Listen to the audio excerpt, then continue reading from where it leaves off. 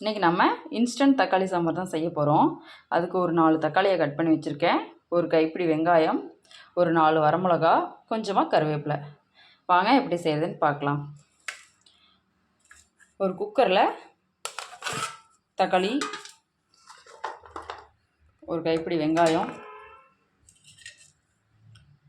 வரமிளகா, கருவேப்பிலை போட்டுக்கலாம். இது கூட ஒரு டம்ளர் அளவுக்கு தண்ணி ஊற்றிக்கலாம். இப்போ குக்கரை மூடி போட்டு ஒரு 3 விசில் விட்டு எடுத்துக்கலாம். 3 விசில் விட்டு எடுத்தாச்சு. இதை ஒரு பவுலுக்கு மாற்றி நல்லா ஆற வச்சு அரைச்சி எடுத்துக்கலாம். இந்த மாதிரி தக்காளி நல்லா பேஸ்ட்டாக அரைச்சி எடுத்துக்கிட்டு குழம்பு தாளிச்சிடலாம். வாங்க.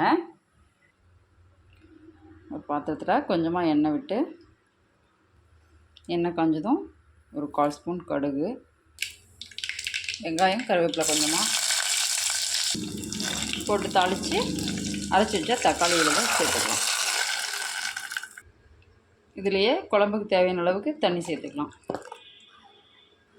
இது கூட ஒரு 1/4 ஸ்பூன் மஞ்சள் தூள், ஃப்ளேவருக்காக ஒரு 1/4 ஸ்பூன் சாம்பார் தூள், குழம்புக்கு தேவையான அளவு உப்பு போட்டு நல்லா கலந்து விட்டுடலாம்.